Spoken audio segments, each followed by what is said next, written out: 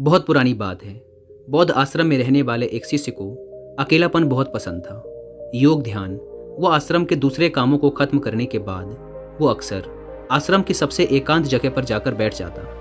बैठा बैठा आसपास की चीज़ों का निरीक्षण करता रहता या फिर किसी चीज़ पर विचार करता रहता। जब वह अकेला होता तब वह सबसे ज़्यादा खुश होता था, चाहे वो आश्रम के कामों को करने के बाद कितना भी थक जाए। लेकिन जब वो खुद के साथ कुछ वक्त बिताता तो उसकी पूरी थकान समाप्त हो जाती।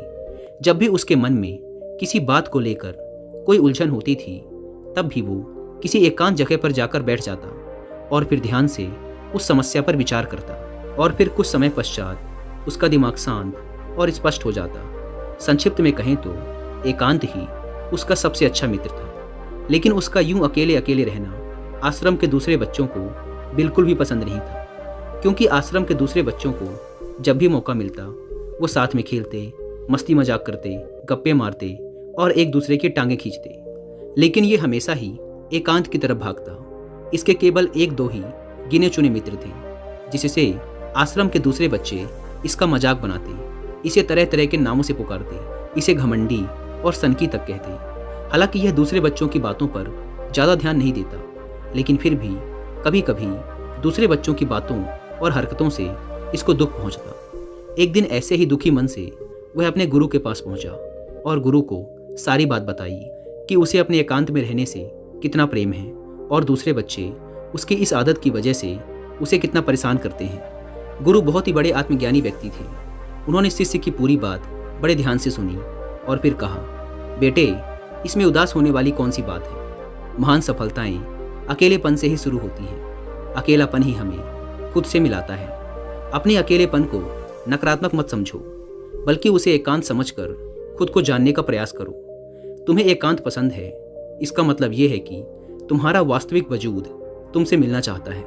इसलिए अपने इस एकांत प्रेम का सम्मान करो। गुरु ने आगे कहा, आज मैं तुम्हें 8 ऐसी खूबियों के बारे में बताता हूँ जो अकेले रहने वाले लोगों में पाई जाती हैं और उन्हें दूसरों से अलग बनाती हैं। गुरु ने कहना शुरू किया, पहली खूबी जो एकांत में रहने वाले लोगों में पाई जाती है वो ये है कि ऐसे लोग दूसरों की तुलना में खुद के प्रति ज़्यादा जागरूक होते हैं। वो खुद के स्वभाव और आचरण के बारे में ज़्यादा गहराई से जानते हैं। ऐसा इसलिए होता है क्योंकि जब हम अकेले रहते हैं तो हमें खुद के बारे में सोचने का काफ़ी समय मिल जाता है, जिससे हम खुद के व्यवहार को अच्छे से समझ पाते हैं। एकांत में रहने वाले लोग खुद की कमजोरी और ताकत को भी अच्छे से जान पाते हैं, जिससे वो दूसरे लोगों की तुलना में किसी भी खराब परिस्थिति का सामना ज़्यादा अच्छे से कर सकते हैं। एकांत में रहने वाले लोगों की दूसरी खूबी ये है कि इनका व्यक्तित्व सबसे अलग, सबसे हटकर होता है। ऐसे लोग जो ज़्यादातर दूसरे लोगों के साथ रहते हैं या अकेले रह ही नहीं पाते,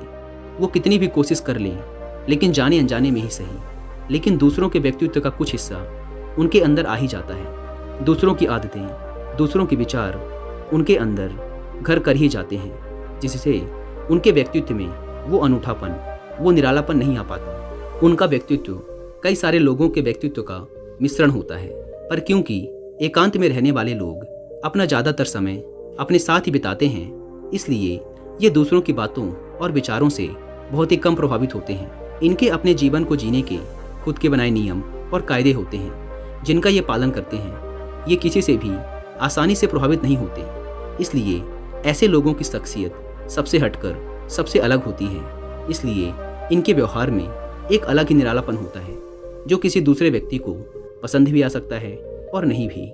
गुरु ने आगे कहा, अकेले रहने वाले लोगों की तीसरी खूबी है कि ये सकारात्मक सोच वाले लोग होते हैं। देखो, जब बहुत से लोग साथ होते हैं तो वहाँ एक दूसरे से तुलना, जलन, घमंड, लालच जैसे कुविचार अपने आप ही मन में आने लगते हैं और फिर इंसान इन विचारों के बस में आकर उल्टे सीधे काम करने लगता है। हालांकि ऐसा नहीं है कि एकांत में रहने वाले लोगों के मन में ये सब विचार नहीं आते, लेकिन क्योंकि वो अकेले हैं इसलिए दूसरों से तुलना, जलन, घमंड जैसे विचार उनके मन में दूसरों की तुलना में थोड़ा कम आते हैं। साथ ही अकेले रहने की वजह से उन्हें खुद के बारे में सोचने का ज़्यादा समय मिल जाता है, जिससे वो अपने नकारात्मक विचारों को पहचान कर उन्हें कम कर सकते हैं, जिसके कारण ऐसे एकांत में रहने वाले लोग ज़्यादा सकारात्मक होते हैं। अकेले रहने वाले लोगों की चौथी खासियत कि ये लोग ज़्यादा अनुशासित और आत्मनिर्भर होते हैं, क्योंकि अकेले रहने वाले लोगों को अपने ज़्यादातर काम खुद ही करने पड़ते हैं, इसलिए ये दूसरों की तुलना में ज़्यादा आत्मनिर्भर होते हैं। साथ ही ऐसे लोगों को दूसरों का काम पसंद भी नहीं आता। ये अपना काम खुद करने पर ही भरोसा करते हैं। साथ ही ये लोग कोशिश भी करते हैं कि दूसरों से कम सहायता लेनी पड़े, पर क्योंकि ऐसे लोग आत्मनिर्भर और अपने काम को लेकर स्पष्ट होते हैं, इसलिए ऐसे लोग अनुशासित भी होते हैं। ये अपने समय की कद्र करते हैं और दूसरों का भी समय बर्बाद नहीं करते।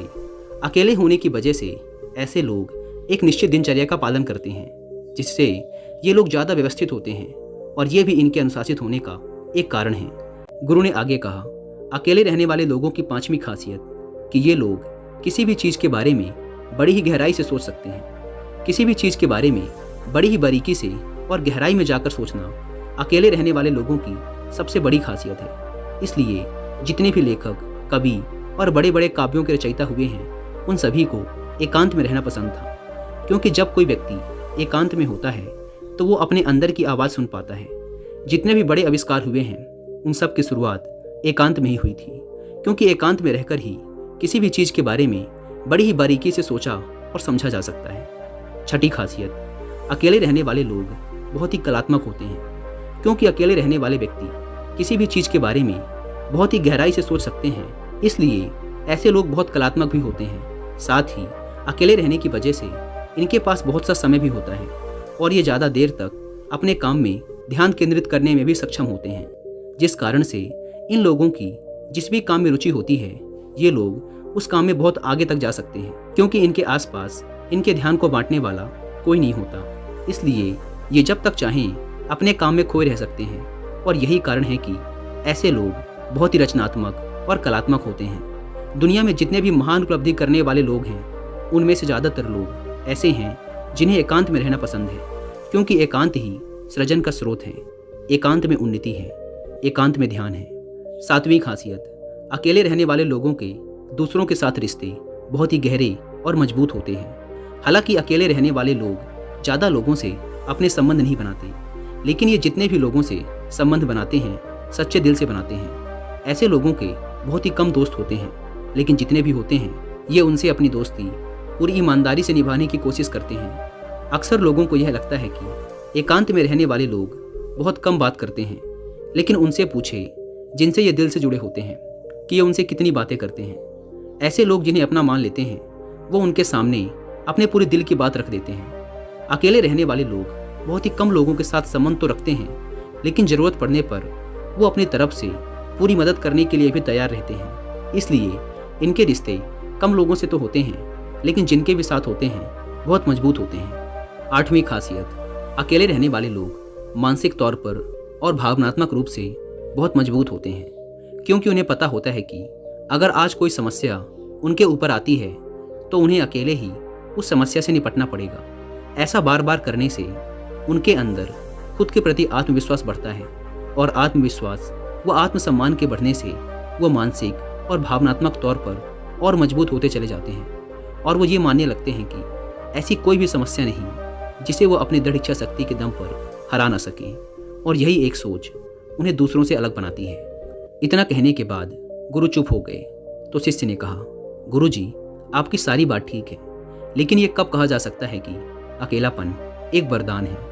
यह सुन गुरु ने कहा, अकेलापन हमेशा से ही एक वरदान रहा है, अगर हम उस समस्या को पूरी सकारात्मकता के साथ उपयोग कर पाएं तो। क्योंकि जब हम दुनिया के लोगों के साथ होते हैं तब हम भीड़ का हिस्सा होते हैं, लेकिन जब हम अकेले होते हैं तब हम खुद के साथ होते हैं, और जब हम खुद के साथ होते हैं तभी हम अपने समय का सदुपयोग, खुद का आकलन, खुद के शौक सभी पर ध्यान दे सकते हैं, अपनी कमजोरियों पर भी काबू पा सकते हैं, या ऐसा कह सकते हैं कि सच में अच्छाई की राह और इंसानियत की मंजिल भी पा सकते हैं। गुरु के मुंह से ऐसी बातें सुन अब शिष्य के मन में अपने एकांत में रहने की आदत को लेकर कोई मलाल, कोई संशय नहीं रहा, बल्कि उसे तो अपनी इस आदत पर गर्व महसूस हो रहा था। इस जानकारी के लिए उसने गुरु का धन्यवाद किया और वहाँ से चला गया।